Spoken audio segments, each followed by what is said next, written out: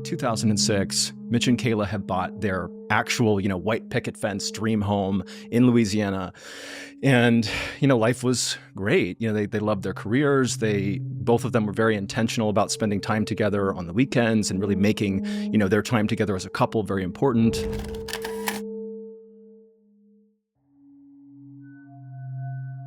They welcomed their first child, their daughter. 2 years after that, which puts us in 2009, they have their son. And then they're done at that point. They got their girl, they got their boy, and it's like life couldn't be better.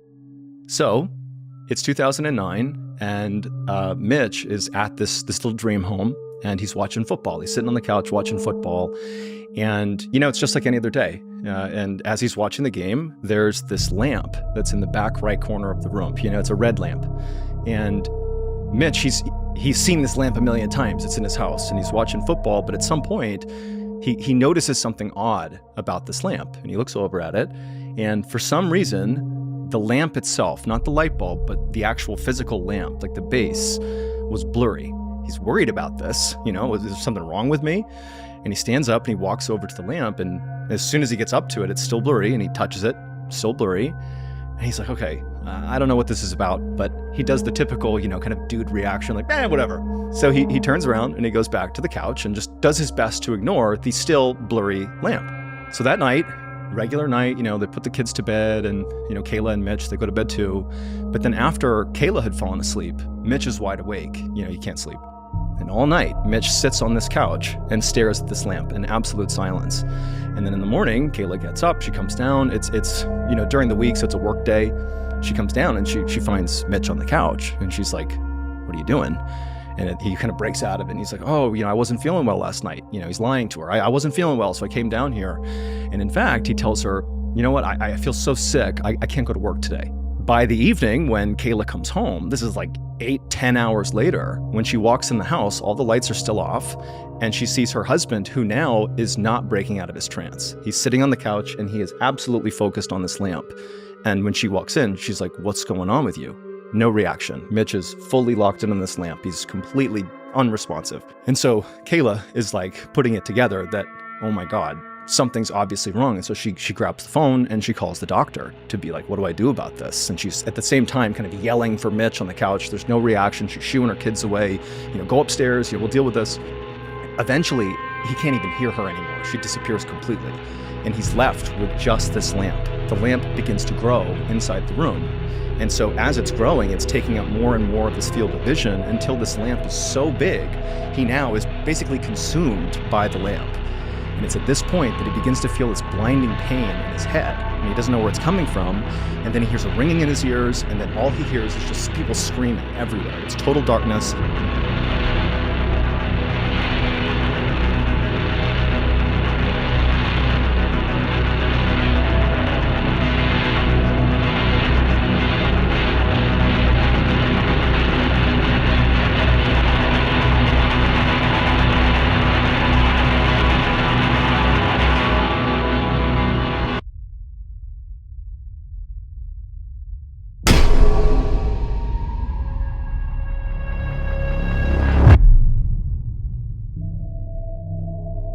And then he opens his eyes and he looks around, and he's surrounded by a sea of people that are all looking at him, and he's on the ground. He's not at his house anymore, and he's looking for his wife and his kids. He can't see them, and he stands up, and he doesn't know what's going on. And as he's yelling for his wife and kids, Kayla, he's yelling for his wife and kids, a police officer comes charging through the circle, and he grabs Mitch, and without saying anything, he lifts him up, a grown man, and just runs with him to his police car, and they start speeding down the road. And as they're driving, Mitch just starts saying, where's my wife and kids? What's going on? And so ultimately, the police officer brings Mitch to the hospital, and they end up, he gets treated by the doctors and nurses, but he discovers what's actually happened. Mitch was a senior in college, and he got tackled by a football player, and he hit his head on the ground, and he was unconscious for a fraction of a second, like 10 seconds or something.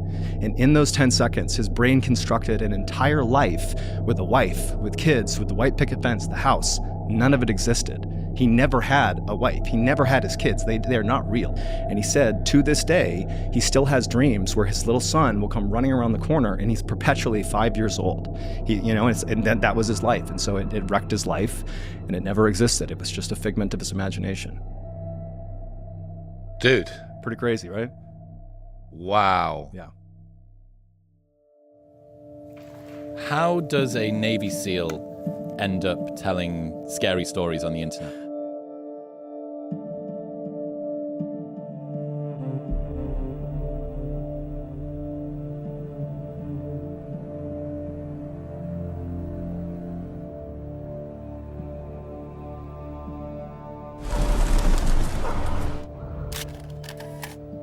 So I grew up in a town called Quincy, Massachusetts. It's just south of Boston, maybe 10 minutes south. And it's this blue collar, very Irish Catholic, kind of like tough guys, you know? There was this culture in Quincy, which still exists today, street fighting. I'll just make it really simple. Street fighting was a really big thing in Quincy.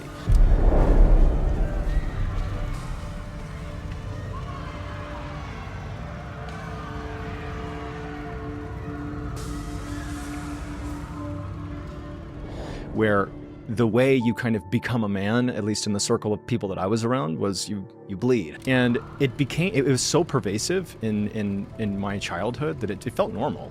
But that was what I grew up around. That combined with the fact that I looked at my father, my sister, I looked at my family, and they're all these really accomplished academics, if you will. That was what success was. You know, that getting a good job, you know, going to a good school, all that's success.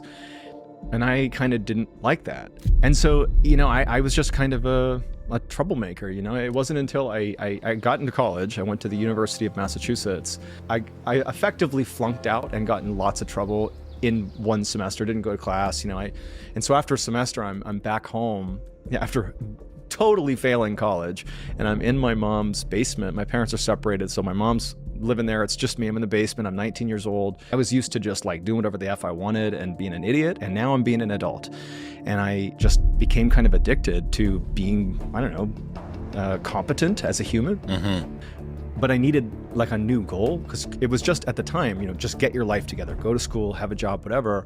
But I needed something bigger. But I had always had this desire to be in the military, and a lot of my classmates, you know, at 18 years old enlisted in the Marine Corps and went to Iraq and Afghanistan. And so my personal closest friends are all serving, and I had a desire to. And she was like, oh, you should talk to Dave and Pete. Well, it turns out they were Navy SEALs who were retiring out of the SEAL teams, and those were the only military people my mom knew. And she was like, if you're thinking about the military, talk to them.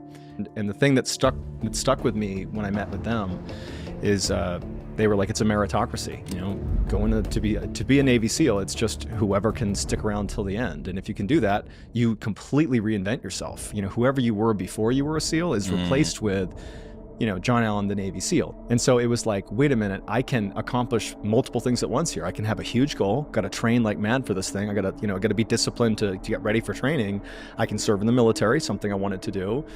And I can frankly just continue this evolution of being a responsible adult, you know. And John, not the guy who screwed up, but John, the Navy SEAL, sounded a lot better to me. Let's go, close the gap. You guys haven't even got to the fun part yet. You are a healthy down man, do you understand that? As sandy as you can be, that's how I want you. When they say around-the-clock training, it is around-the-clock training. You are training 24/7. They have a rotation of staff that comes in, so you always have fresh instructors, and you just get your ass kicked 24/7, and it is absolutely horrible. Keep up, and it is protective. We have all day. But I guess I was in good enough standing with the instructors that they said, you can stick on. Getting rolled twice doesn't happen very often, so I snuck through the cracks. Yeah. Get into the teams. But I ended up graduating with class 291. So that was in September of 2012, and then you become a SEAL.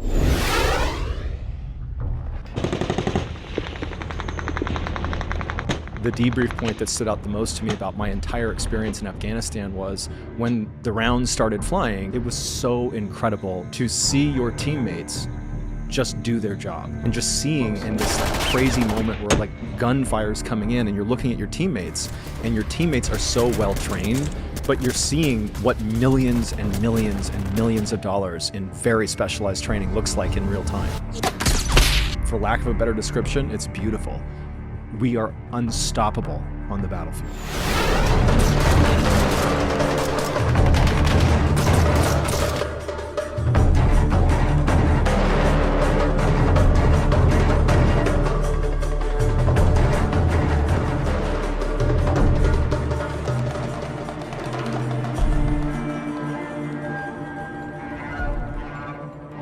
In 2014, I think it was April 19th. I think that's right before Easter. April 19th, 2014, we went into Zarganshar. We got into what would amount to be a pretty long, drawn out, but not the whole time, like sporadic gunfire for like 6 hours. We were just kind of angry, I guess I would say, like frustrated, like we're kind of getting our asses kicked. What's going on? There's obviously fighters still here because we're still getting pot shots. And at some point, a drone overhead, one of ours, an unmanned aerial vehicle, spotted a group of what we call MAMs, so military-age males, that were crouched down by this wall, kind of near where we would eventually exfil when we left Zarganshar. And so there was some consideration that they could be setting up an IED, or they could be getting ready to shoot at us when we leave. So there's some threat. We end up walking down this alleyway. So all you need to know is we're going to go to a wall, we're going to look over it, and about 100 meters away, on the other side of the field, is going to be these males. We walk down the alleyway, we get to the wall, we look over the wall, and they're not on that side of the field. They're right here. And so our team lead, he got down and tapped his leg, signaling to somebody else, start to engage, and a close quarters gunfight ensued. At least two of them were holding grenades that they had already pulled the pins on. They were just holding the spoon down, so as soon as they let go, it would detonate a couple seconds later. One of them came over the wall, and time slowed down, because immediately my brain is like, there it is. Your death is coming. Grenade comes over, hit my shoulder, and it fell to the ground. And I remember when I saw it flashing and coming over the wall, I actually was thinking, not, oh boy, I can't believe I'm gonna die. It was more like, I hope this at least detonates below my head. It'll still kill me, but at least my family will be able to recognize me.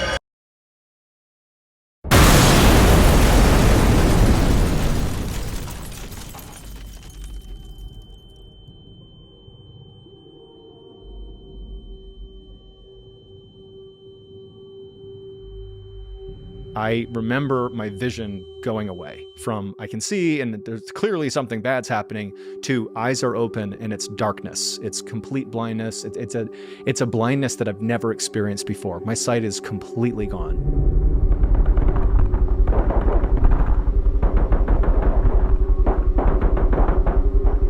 I knew I was dying, and I felt myself dying. I felt myself losing grip with the world. Kind of weirdly matter-of-fact and simple. It's like, yeah, this is it.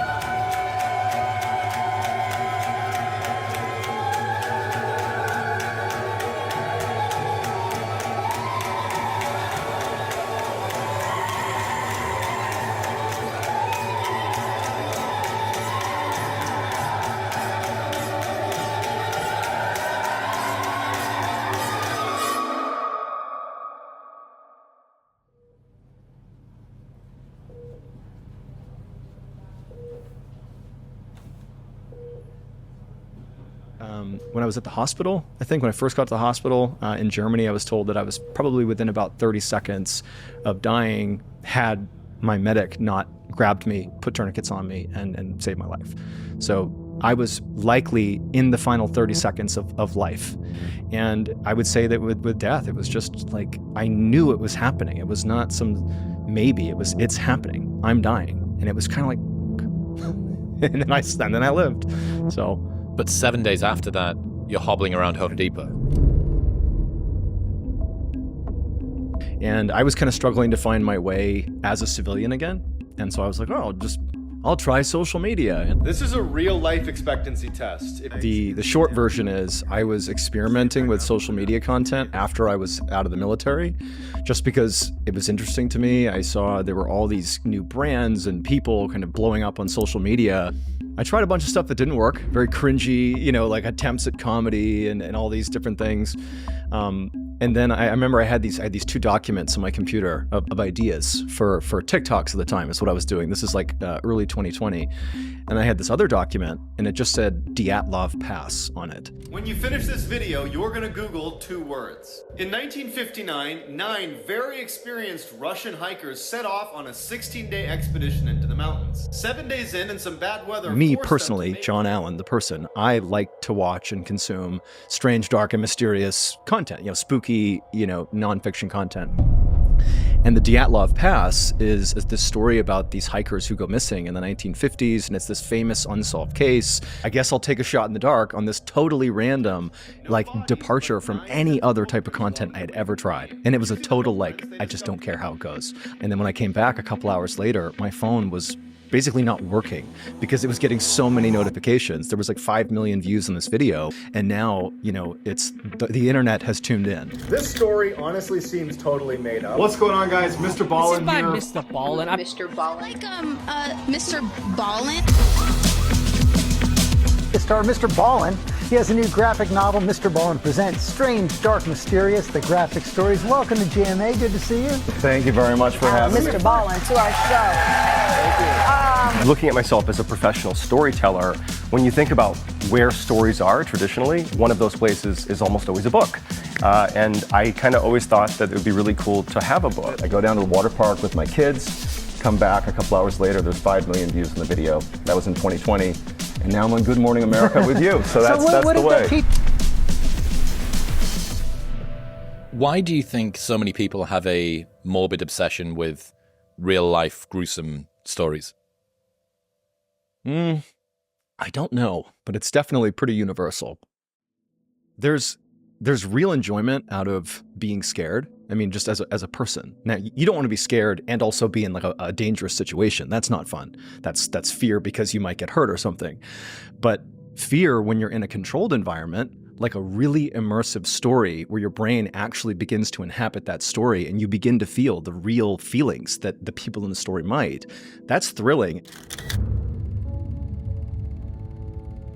We're here in a spooky field with a car on fire and a full moon and a weird house over the far side. Yeah. Have you got any stories that fit this environment? I do. I have a really good one from out in Utah in the 1970s. So back in the 1970s, there was this young guy and young girl, and they go out on this first date. They go to a restaurant, a diner, and they got along fine, but there wasn't any magic. It was, kind of a nothing date that they both kind of intuitively noticed it. And the guy, towards the end of the date, when it's kind of okay, time to wrap things up now, he decided to take a chance. He figured, what's the worst that can happen? I already can tell this isn't going anywhere. And he says to his date, he says, I oftentimes go for walks out in Provo Canyon, this beautiful canyon that's nearby. It's got this amazing trail and no one's there, and it's pretty cool. But it's, we're hiking in the woods in the middle of the night. You know what I mean? And she's like, okay, let's do it. And so they quickly leave the diner, they hop in his car, and it's a short drive over to the parking lot where Provo Canyon is, and they walk right from the parking lot onto this paved trail that goes right into the forest.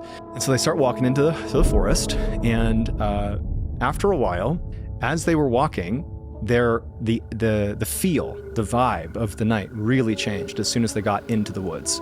And both of them began feeling this really intense dread as they're walking in. But they don't know each other. This is their first date. They don't have the background of a relationship to begin touching on something that's hard to point out. So they stop talking, they begin walking faster out of this kind of nervous energy they have now. They're holding hands, and they're just walking through this trail because they're trying to get to this overlook, basically get it out of the way and come on back. And as they're basically speed walking at this point in silence, at some point they hear a rustling sound kind of off to the side, And at the exact same time, the guy steps on something that he described as being soft.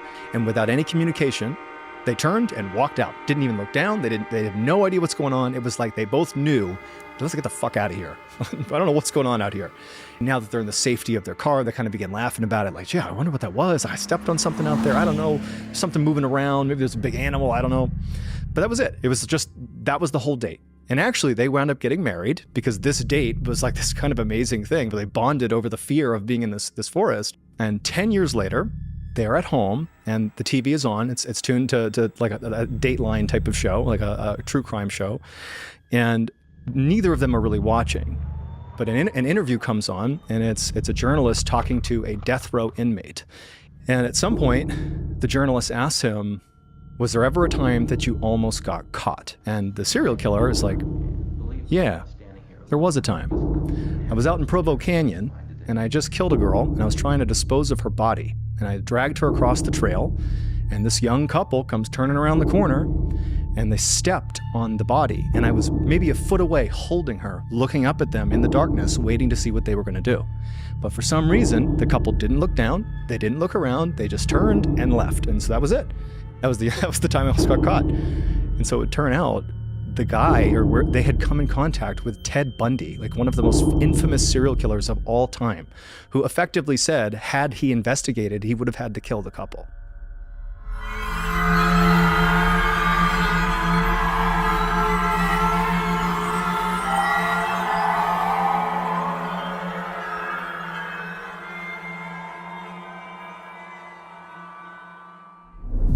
All SEALs that are pretty public right now are facing some level of hate from the actual active duty community.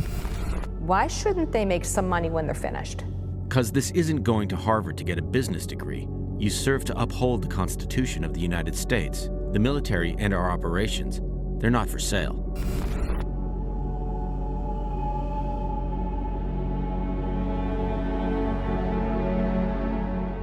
Not on the team, you are not part of that community anymore, and you lose a lot of your identity. And when you're in that bubble, when you're in the active duty teams, you don't realize how important it is that you're in a team, you're in a community. You have all these people around you that are just like you. You are secure. Your purpose is to be a SEAL. You don't need to market yourself. You don't need to do anything. You just got to be a SEAL, right? Yeah. But when you leave, you've left that community. You're not a part of it anymore. And it's really hard to navigate. What do I do now? And so you see these guys shift to social media, but invariably what happens is you draw the attention of the teams, and they're really upset with you. And I would say that SEALs are pretty good at being confrontational. They're not worried about being anonymous. You'll get messages from people where they want you to know who they are, and they want you to know that they personally do not like you. There were some people that sent some stuff to me that was just uncalled for. It went well beyond, hey, you're doing something I disagree with, to saying things that are like beyond hurtful and also somewhat threatening that I can't just ignore. Those people, it's unforgivable. I'm the same guy you knew, but I went through an experience that you haven't yet. You're still active. You have not attempted to go from active duty SEAL to doing something completely different. And it's way more challenging than you think it is. No one's going to know what you did or why you're valuable unless you tell them. That's a fundamental truth, and it comes back to what I said earlier, which is no one gives a about you. They care about themselves. And so if you want to get hired by a company, you need to tell someone why you matter and why you'll help them at their company. They're not going to seek you out unless there's some really compelling reason to. And again, it comes down to you need to tell the world what your value proposition is. That the decision I made was like, I'm choosing my career and my livelihood and my civilian career and my livelihood and my family over the teams. Meaning I'm prepared to go this route, the post about being a SEAL, because it's the highest percentage chance that it will open doors for me that I need opened right now as a guy trying to find my way in the world.